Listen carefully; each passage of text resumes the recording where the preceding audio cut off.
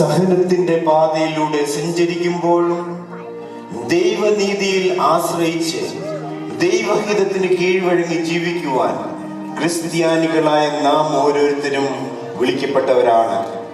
നീതിമാനായ ജോബിന്റെ ജീവിതം ഇതിനുള്ള ഒരു ഉത്തമ ഉദാഹരണമാണ്. സമ്പത്തും സന്താനങ്ങളും നഷ്ടപ്പെട്ടപ്പോഴും, സുഹൃത്തുക്കൾ തന്നെ കുറ്റം ചുമത്തിയപ്പോഴും, സ്വന്തം ഭാര്യ തന്നെ വിട്ടുപേക്ഷിച്ചു പോയപ്പോഴും, സ്വന്തം ശരീരം വ്രണങ്ങളാൽ നിറഞ്ഞപ്പോഴും ജോബ് സർവശക്തനായ ദൈവത്തിന്റെ പാതയിൽ നിന്നും വ്യതിചലിക്കുന്നില്ല.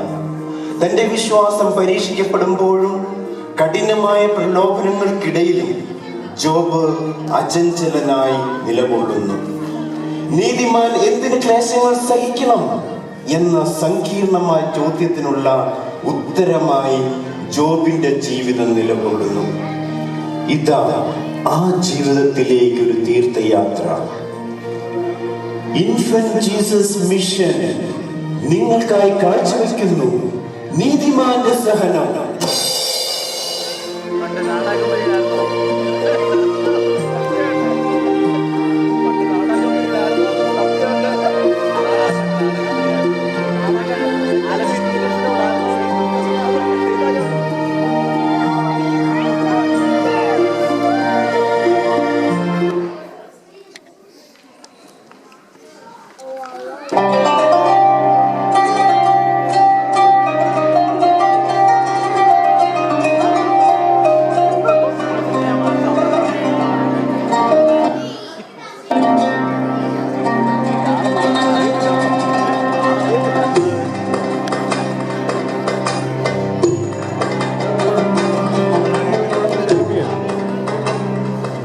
പ്രിയതമേ, നീ എവിടെയാണ്?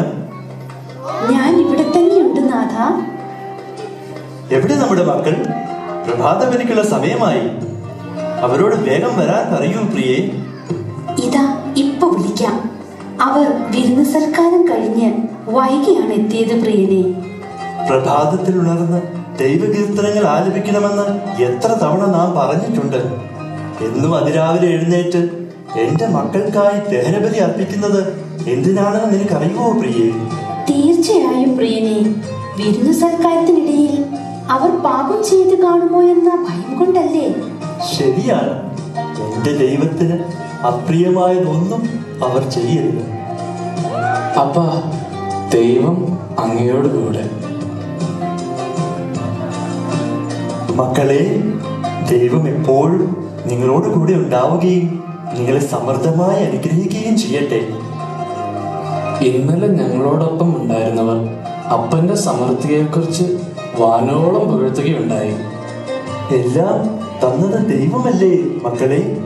എവിടെ എന്റെ പെൺകുട്ടികൾ? അപ്പാ, ഞങ്ങൾ ഇവിടെ തന്നെയുണ്ട്. ദൈവം അങ്ങയോട് കൂടെ. എപ്പോഴും ദൈവിക സന്തോഷത്തിലായിരിക്കട്ടെ എന്റെ മക്കൾ. ദൈവകൃപയാലും അങ്ങയുടെ അനുഗ്രഹത്താലും ഞങ്ങൾ ആനന്ദത്തിലാണ് അപ്പാ. വരൂ, നമുക്ക് ദൈവസന്നിധിയിൽ മുട്ടുമടക്കാം. കർത്താവേ, എന്റെ പ്രാർത്ഥന ചെവിക്കൊള്ളണമേ. പ്രഭാത ബലി ഒരുക്കി ഞാനും എന്റെ കുടുംബവും അങ്ങേക്കായി കാത്തിരിക്കുന്നു. ഈ പ്രാർത്ഥന അങ്ങ് ചെവിക്കൊള്ളണമേ. അങ്ങേക്കെതിരായി ചെയ്ത തിന്മകൾ അങ്ങ് ഓർക്കരുതേ. അങ്ങിൽ ശരണം വെക്കുന്നവർ സന്തോഷിക്കുകയും ആനന്ദഭരിതരാവുകയും ചെയ്യട്ടെ. ഈ ദാസന്റെ കുടുംബത്തെ അങ്ങയുടെ സന്നിധിയിൽ നിന്നും തള്ളിക്കളയരുതേ. അങ്ങിൽ പരിപൂർണമായി ആശ്രയിക്കുന്ന ഈ കുടുംബത്തെ അങ്ങയുടെ കരവലയത്തിൽ കാത്തുകൊള്ളണമേ.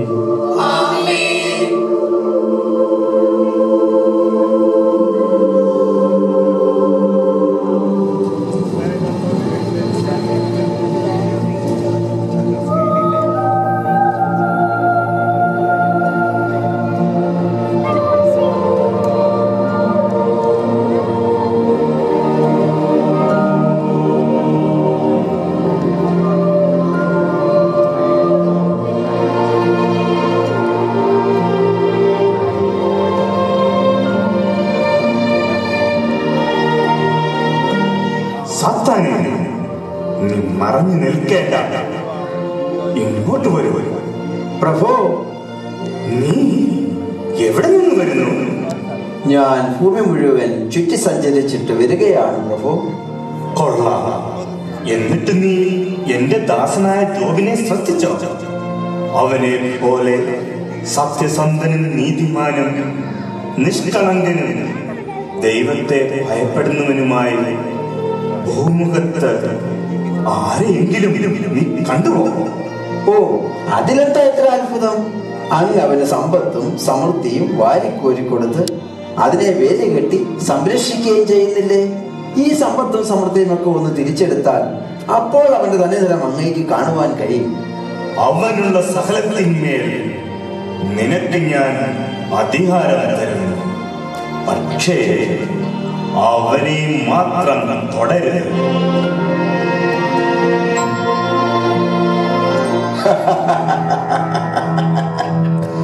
ഒരു പഴം കൊണ്ട് ലോക ജനതയെ നാശത്തിലേക്ക് താഴ്ത്തിയ എനിക്ക് ഈ നിസാരനായ ജോബിനെ വീഴ്ത്തുവാൻ കഴിയില്ലെന്നോ? ജോ ജോ നിന്നെ ഞാൻ എന്റെ പക്ഷം ചേർക്കും.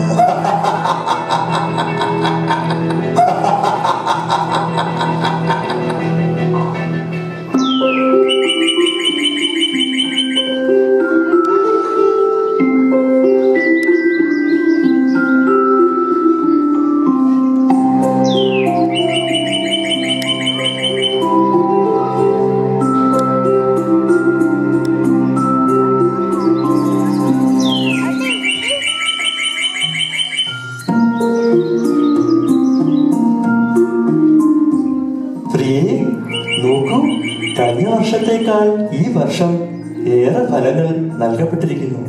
ദൈവം നമ്മെ എത്ര അധികമായി അനുഗ്രഹിച്ചിരിക്കുന്നു. അതെ, എല്ലാം അവിടുത്തെ അനുഗ്രഹം തന്നെ. അല്ലേ പ്രിയേ, ഇന്ന് നമ്മുടെ മക്കൾ വിരുന്നാഘോഷം ആരുടെ ഭവനത്തിലാണ്?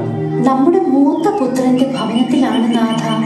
അവർ വിരുന്നാഘോഷത്തോടൊപ്പം ദാനധർമ്മവും മറ്റുള്ളവരോടുള്ള ആദരവും ഉണ്ടാകണമെന്ന് നീ തന്നെ അവരോട് പറഞ്ഞ് മനസ്സിലാക്കി കൊടുക്കണം. ഉവ്വ്, അങ്ങയുടെ മക്കൾ അത് നിവർത്തിക്കുന്നുണ്ട്. അവർക്കായി ഞാൻ അർപ്പിക്കുന്ന ദഹനബലി ദൈവത്തിന് സ്വീകാര്യമാവണേ എന്നാണ് എന്റെ പ്രാർത്ഥന. നാഥ, അങ്ങയുടെ പ്രാർത്ഥന ദൈവസന്നിധിയിൽ സ്വീകാര്യം തന്നെയാണ്. അങ്ങ് വരൂ, നമുക്ക് അകത്തേക്ക് പോകാം. അതാ ആരോ ഓടി വരുന്നുണ്ടല്ലോ.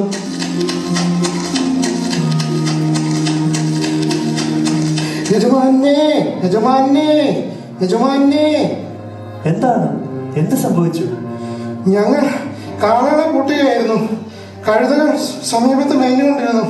പെട്ടെന്ന് ക്ഷേമക്കാർ വന്ന് വേലക്കാരെ എല്ലാം വാളിനിരയാക്കി അവരെ അപഹരിച്ചുകൊണ്ട് പോയി. ഞാൻ മാത്രമേ രക്ഷപ്പെട്ടുള്ളൂ. ദൈവമേ, എന്തായി കേൾക്കുന്നത്? യജമാനനെ, യജമാനനെ! ദൈവത്തിന്റെ അഗ്നി ഇറങ്ങി വന്നു അങ്ങയുടെ ആടുകളെയും ദാസന്മാരെയും ദഹിപ്പിച്ചു കളഞ്ഞു. ഞാൻ മാത്രം അങ്ങേ ഇത് അറിയിക്കുവാൻ അവശേഷിച്ചു. സാരമില്ല യജമാനനെ, കൽദായർ 3 കൂട്ടമായി വന്നു അങ്ങയുടെ വേലക്കാരെ ആക്രമിച്ചു കൊന്നിട്ട് ഒട്ടകങ്ങളെ പിടിച്ചു കൊണ്ടുപോയി. ഞാൻ മാത്രമേ അവശേഷിച്ചുള്ളൂ. യജമാനെ, യജമാനെ! ഞാനിത് എങ്ങനെ അങ്ങയോട് പറയും? ഓ, എനിക്കിത് സാധിക്കുന്നില്ല. എന്നാലും പറയാതിരിക്കാനും വയ്യ. എന്താണെങ്കിലും പറഞ്ഞുകൊള്ളൂ. അങ്ങയുടെ പുത്രിമാരും പുത്രന്മാരും ജ്യേഷ്ഠ സഹോദരന്റെ വീട്ടിൽ വിരുന്നു സൽക്കാരത്തിൽ മുഴുകിയിരിക്കുകയായിരുന്നു. പെട്ടെന്ന് മരുഭൂമിയിൽ നിന്നും വീശിയ കൊടുങ്കാറ്റ് വീടിനെ തകർത്തു കളഞ്ഞു. മേൽക്കൂര വീണ് അങ്ങയുടെ മക്കളെല്ലാം മരിച്ചുപോയി. എന്റെ ദൈവമേ, എന്റെ മക്കൾ മരിച്ചു വന്നു. എല്ലാം നഷ്ടപ്പെട്ടു. എല്ലാം.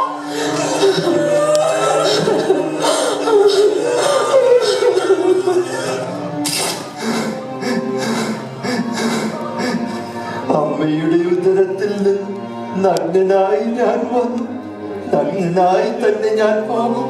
കർത്താവ് തന്നു, കർത്താവ് എടുത്തു. അവിടുത്തെ നാമം മഹത്വപ്പെടട്ടെ.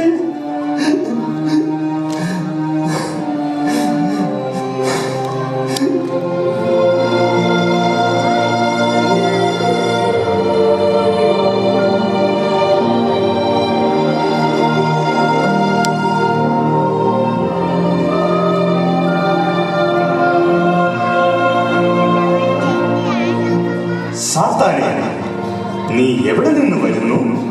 ഞാൻ ഭൂമിയിൽ നിന്നും വരുന്ന പ്രഭു. നീ എന്റെ ദാസനായ ജോബിനെ കണ്ടോ? അകാരണമായി അവനെ നശിപ്പിക്കാൻ നീ എന്നെ സമ്മതിപ്പിച്ചെങ്കിലും അവന്റെ വിശ്വസ്തത അചഞ്ചലമായി ഇപ്പോഴും നിലനിൽക്കുന്നു. സ്വന്തം ജീവന് വേണ്ടി മനുഷ്യൻ തനിക്കുള്ളതെല്ലാം ഉപേക്ഷിക്കും. എന്താണ് നീ ഉദ്ദേശിക്കുന്നത്? അങ്ങ് അവന്റെ അസ്ഥിയിലും മാംസത്തിലും കൈവയ്ക്കുക. തീർച്ചയായും അപ്പോൾ അവൻ അങ്ങയെ ദുഷിക്കും. ഇതാ, അവനെ നിനക്ക് ഞാൻ വിട്ടുതരും. പക്ഷേ അവന്റെ ജീവനെ തുടരുത്. ഇല്ല പ്രഭു.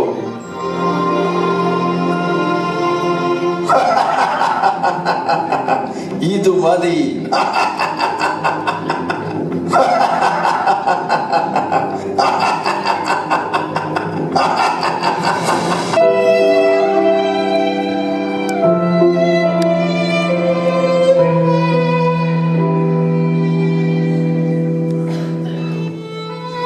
ഓ, ഇരുന്ന് ചൊറിയും.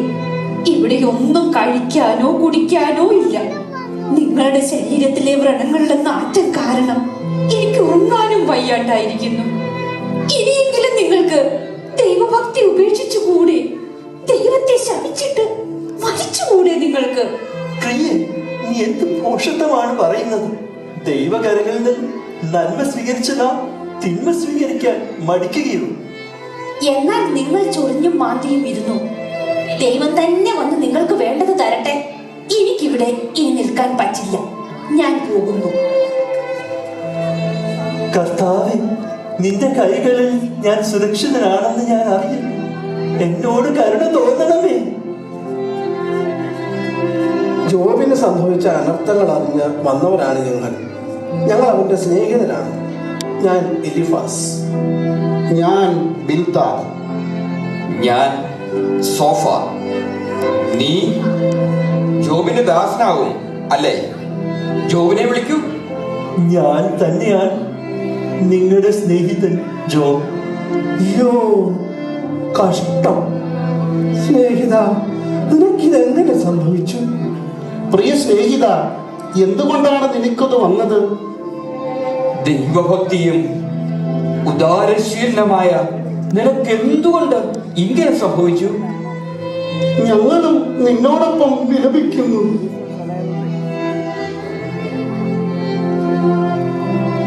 ഞാൻ ജനിച്ച ദിവസം ശപിക്കപ്പെടട്ടെ. ജനിച്ചയുടനെ ഞാൻ മരിക്കാത്തത് എന്തേ? അമ്മയുടെ ഉദരത്തിൽ നിന്നും പുറത്തു വന്നയുടനെ എന്തുകൊണ്ട് എന്റെ ജീവിതം അവസാനിച്ചില്ല? ദൈവം ഉപേക്ഷിച്ചവന് വെളിച്ചമെന്തിന്? ഞാൻ അസ്വസ്ഥനും ആശ്വാസരഹിതനുമാണ്. എനിക്ക് വിശ്രമമില്ലാതെ ദുരിതങ്ങൾ ഒന്നിന് പുറകെ ഒന്നായി വന്നുകൊണ്ടിരിക്കുന്നു. നിനക്ക് ഞാൻ സംസാരിക്കുന്നതിൽ അനിഷ്ടമൊന്നും തോന്നരുത്. നീ എത്ര പേർക്കാണ് ആശ്വാസം പകർന്നിട്ടുള്ളത്? പലരും നിന്റെ നല്ല ഉപദേശം കേട്ട് ശക്തിപ്പെട്ടിട്ടുണ്ട്. പക്ഷേ നിനക്ക് ദുരിതം സംഭവിച്ചപ്പോൾ നിന്റെ ക്ഷമ നഷ്ടപ്പെട്ടു. നിന്റെ പ്രത്യാശയും ദൈവഭക്തിയും ഇപ്പോൾ എവിടെ? കർത്താവ് എനിക്ക് തന്ന കഷ്ടതകൾ എത്ര ഭീകരമാണ്. വിട്ടുകൊടുക്കരുത്. കുറ്റം എനിക്ക്. നീതിമാന് എന്തെങ്കിലും നാശം വന്നിട്ടുണ്ടോ?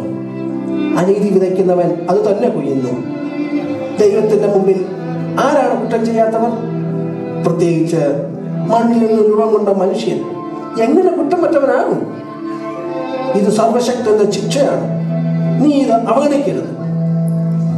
അതെ, സർവശക്തന്റെ അസ്ത്രങ്ങൾ എന്നിൽ തറച്ചിരിക്കുന്നു. ദൈവം എന്റെ യാചന കേട്ട് എന്നെ അവിടുത്തെ കരത്താൽ വിച്ഛേദിച്ചിരുന്നെങ്കിൽ എന്റെ ജീവൻ അവിടെ തിരിച്ചെടുത്തിരുന്നെങ്കിൽ എത്ര നന്നായിരുന്നു. ഞാൻ എന്റെ സർവശക്തനെതിരെ ഒരു കുറ്റവും ചെയ്തിട്ടില്ല. എന്റെ ശക്തി ചോർന്നു പോയിരിക്കുന്നു. എന്റെ ആശ്രയം പറ്റിരിക്കുന്നു. എന്റെ സുഹൃത്തുക്കളായ നിങ്ങൾ പോലും എനിക്കെതിരായിരിക്കും. എന്റെ വിപത്ത് കണ്ട് നിങ്ങൾ ഭയപ്പെടുന്നു. നിങ്ങളിൽ നിന്ന് ധനമോ മറ്റെന്തെങ്കിലുമോ ഞാൻ ആവശ്യപ്പെട്ടിട്ടുണ്ടോ? എന്നിട്ടും നിങ്ങൾ എന്നെ കുറ്റം വിധിക്കും. ഞാൻ എന്ത് തെറ്റാണ് ചെയ്തത്? ആത്മാർത്ഥത നിറഞ്ഞ വാക്കുകൾ ഞാൻ ഉപേക്ഷിക്കുകയില്ല. നിർത്തൂ നിന്റെ പ്രചണ്ഡ ഭാഷണം. സർവശക്തൻ അനീതി പ്രവർത്തിക്കുന്നു എന്നാണോ നീ പറഞ്ഞു വരുന്നത്? നിനക്ക് വന്ന ഈ കഷ്ടതകൾക്ക് കാരണം നീയോ നിന്റെ മക്കളോ മുൻ തലമുറയോ സർവശക്തനെതിരെ ചെയ്ത പാപം നിമിത്തമാണെന്ന് തീർച്ചയാണ്. നീ നീതിമാനാണെങ്കിൽ കർത്താവ് നിനക്കായി ഉണർന്നെഴുന്നേൽക്കും. പക്ഷേ ദുഷ്ടരുടെ കൂടാരങ്ങൾ നശിച്ചു പോകും. കൊള്ളാം, മിടുക്കൻ മിടുക്കൻ. ജ്ഞാനിയും ബലിഷ്ഠനും സർവം സൃഷ്ടിച്ചവനുമായി ദൈവത്തിന്റെ മുന്നിൽ ആർക്കാണ് നീതിമാനാകുവാൻ കഴിയുക? ആർക്ക് സർവശക്തനോട് ഉത്തരം കൊടുക്കുവാൻ പറ്റും? ജയം അവിടുത്തേത് മാത്രമാണ്.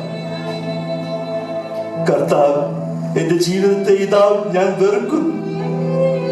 ഞാൻ നിഷ്കളങ്കനാണെന്ന് അങ്ങയുടെ കരങ്ങളിൽ നിന്ന് എന്നെ രക്ഷിക്കാൻ ആരുമില്ലെന്ന് അറിയുന്ന മനുഷ്യ നേത്രങ്ങൾ കൊണ്ടാണോ ഈ ദാസനെ വീക്ഷിക്കുന്നത്?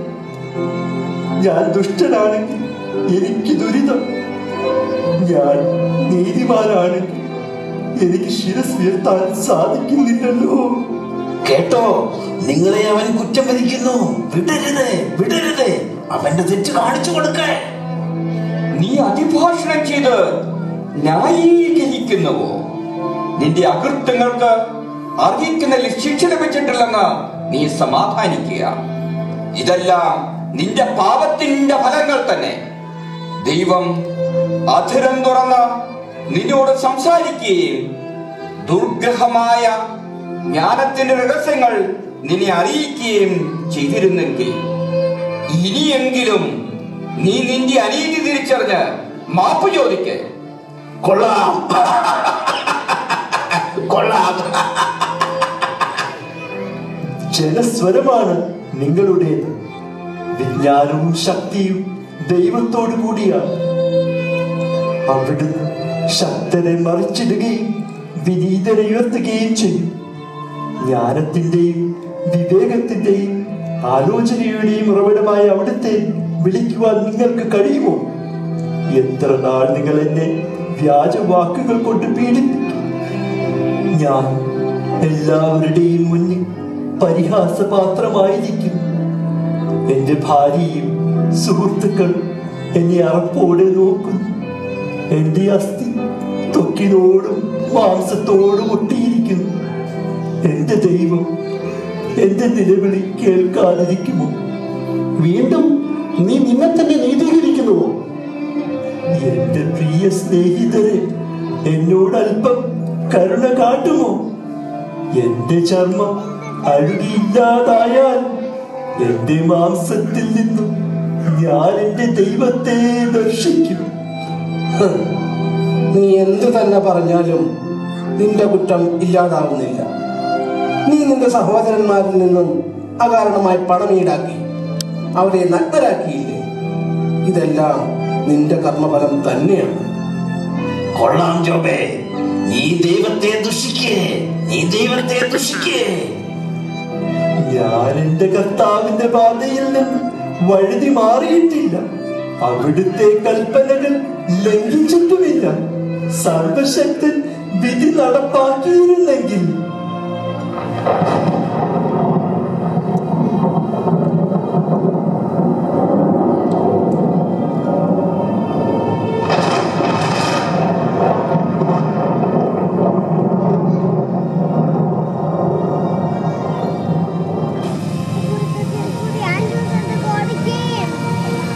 എന്റെ പ്രിയ ദാസനായ ജോ, നീ പൗരുഷത്തോടെ അരമുറുക്കുക. എന്റെ ചോദ്യങ്ങൾക്ക് നീ ഉത്തരം നൽകുക. ഭൂമിക്ക് അടിസ്ഥാനമിട്ടപ്പോൾ നീ എവിടെയായിരുന്നു? അതിന്റെ അളവുകൾ നിശ്ചയിച്ചത് ആരാണ്? ഗർഭത്തിൽ നിന്ന് സമുദ്രം പൊട്ടി പുറപ്പെട്ടപ്പോൾ അതിനെ കഥകളച്ച് തടഞ്ഞവൻ ആര്? അന്ന് ഞാൻ മേഘങ്ങളെ അതിന്റെ ഉടുപ്പും കൂരിരുട്ടിനെ അതിന്റെ ഉടയാടയും ആക്കി. പ്രകാശത്തിന്റെ ഉറവിടം ഏത്? പ്രപഞ്ചത്തിന്റെ നിഗൂഢതയെക്കുറിച്ച് നിനക്കെന്തറിയാം? ആക്ഷേപം പറയുന്നവൻ സർവശക്തനോട് ഇനിയും വാദത്തിന് മുതിരുമോ? ദൈവത്തോട് തർക്കിക്കുന്നവൻ ഉത്തരം പറയട്ടെ. കർത്താവേ, ഞാൻ നിസ്സാരനാണ്. ഞാൻ എന്തുത്തരം പറയാനാണ്? ഞാൻ വായ്പൊത്തുന്നു. എന്റെ അജ്ഞത കൊണ്ട് ഞാൻ പുലമ്പിയ പാഴ്വാക്കുകൾ പൊറുക്കണമേ. അങ്ങയെ കുറിച്ച് ഞാൻ കേട്ടിട്ടേ ഉണ്ടായിരുന്നു. എന്നാൽ ഇപ്പോൾ എന്റെ കണ്ണുകൾ അങ്ങയെ കാണുന്നു. അതിനാൽ ഞാൻ എന്നെ തന്നെ വെറുക്കുന്നു. പൊടിയിലും ചാരത്തിലും കിടന്ന് ഞാൻ പശ്ചാത്തപിക്കുന്നു. എലിഫാസേ, എന്റെ ക്രോധം നിന്റെ മേലും നിന്റെ രണ്ട് സ്നേഹിതന്മാരുടെ മേലും ജ്വലിക്കുന്നു. എന്തെന്നാൽ നിങ്ങൾ എന്നെ പറ്റി എന്റെ ദാസൻ ജോബിനെ പോലെ ശരിയായിട്ടല്ല സംസാരിച്ചത്. അതിനാൽ ഇപ്പോൾ തന്നെ 7 കാളകളെയും 7 മുട്ടാടുകളെയും കൊണ്ട് ജോബിന്റെ അടുക്കൽ ചെന്ന് നിങ്ങൾക്ക് വേണ്ടി ദഹനബലി അർപ്പിക്കുവിൻ. എന്റെ ദാസനായ ജോബ് നിങ്ങൾക്ക് വേണ്ടി പ്രാർത്ഥിക്കും. അവന്റെ പ്രാർത്ഥന ഞാൻ കേൾക്കുകയും നിങ്ങളുടെ ദോഷത്വം ക്ഷമിക്കുകയും ചെയ്യും. ജോ, നിനക്ക് നഷ്ടപ്പെട്ടതെല്ലാം ഞാൻ ഇരട്ടിയായി തിരികെ തരും. നിന്റെ മക്കളെ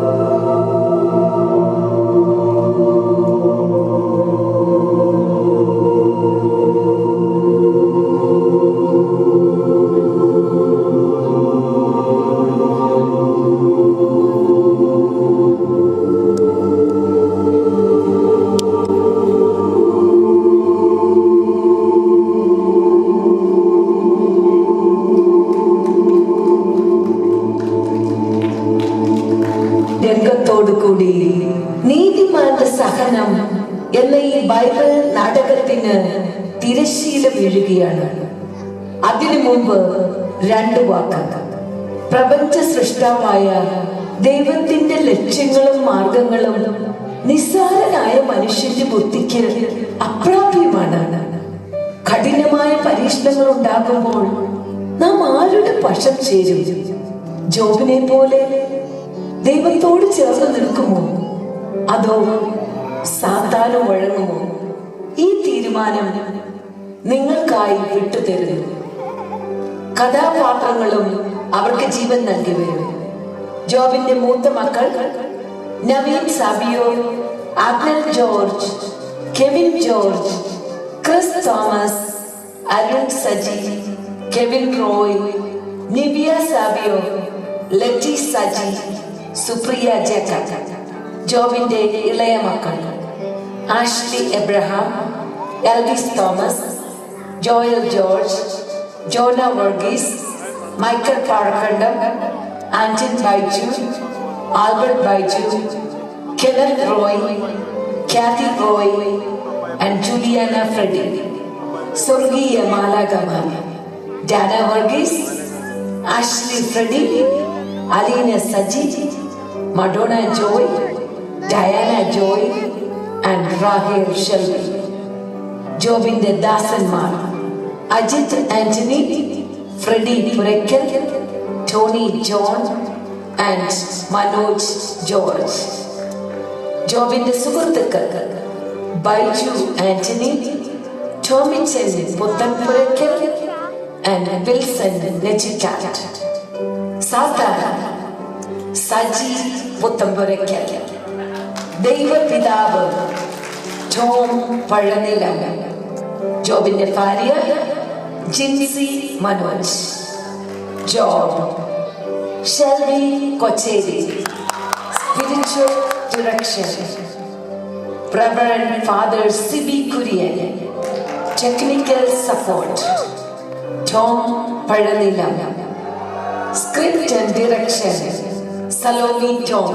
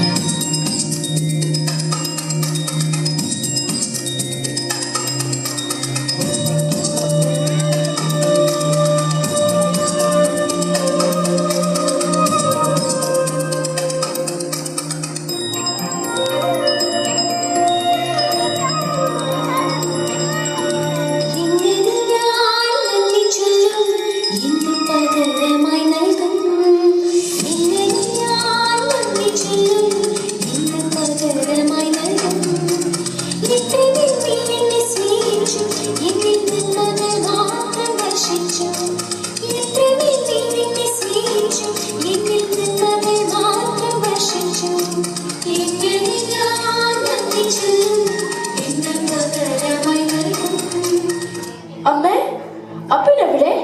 ദഹനബലി അർപ്പിക്കുവാനും ദാനധർമ്മം ചെയ്യുവാനും പോയിരിക്കുന്നു മകനെ. യജമാനന്റെ സഹോദരങ്ങൾ തന്ന വെള്ളിയും സ്വർണവും ഇരട്ടിയായി വർദ്ധിച്ചിരിക്കുന്നു. ഈ ഭവനത്തെ ദൈവം എത്ര അധികമായിട്ടാണ് അനുഗ്രഹിച്ചിരിക്കുന്നത്. അതാ അപ്പം വരുന്നു.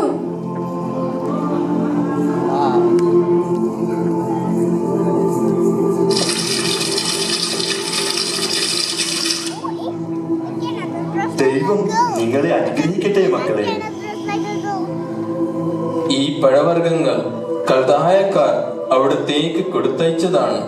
എല്ലാവരും യജമാനന്റെ ഐശ്വര്യത്തിൽ സന്തോഷിക്കുന്നു. ദൈവം അനുഗ്രഹിക്കുമ്പോൾ ശത്രുക്കൾ മിത്രങ്ങളായി മാറുന്നു. അവിടുത്തെ ആട്ടിൻ കൂട്ടങ്ങൾ വർദ്ധിച്ചിരിക്കുന്നു. അവ 14,000 ആടുകൾ ആയിരിക്കുന്നു. ദൈവത്തിന് മഹത്വം. അതിൽ നിന്നും ഏറ്റവും കൊഴുത്ത ആടിനെ നമുക്ക് അവിടത്തേക്ക് ബലി അർപ്പിക്കണം. യജമാനെ, അങ്ങയുടെ ദാനധർമ്മം പ്രതീക്ഷിച്ച് കുറെ പാപങ്ങൾ പുറത്തു നിൽക്കുന്നു. അവർക്ക് ധാരാളമായി വേണ്ടത് കൊടുക്കൂ. ദൈവം എത്ര അധികമായി നമ്മെ വീണ്ടും അനുഗ്രഹിച്ചിരിക്കുന്നു. എന്റെ ദൈവത്തെ ഞാൻ എങ്ങനെ മഹത്വപ്പെടുത്തും? നാഥ, അങ്ങയുടെ കഷ്ടതയിൽ കൂടെ നിൽക്കാതെ ദൈവത്തെ പഴിച്ചുപോയ എന്നെ അങ്ങ് സ്വീകരിച്ചുവല്ലോ. നമ്മുടെ മക്കളോട് കർത്താവിന്റെ കരുണയെ പറ്റി ഞാൻ പറഞ്ഞു കൊടുക്കും. നീതിമാൻ ക്ലേശങ്ങൾ സഹിക്കേണ്ടി വന്നാലും കർത്താവിന്റെ കരങ്ങൾ അവനെ താങ്ങുമെന്ന് ഞാനും മനസ്സിലാക്കുന്നു. വരൂ, നമുക്ക് ദൈവത്തിന് ബലി അർപ്പിക്കാം.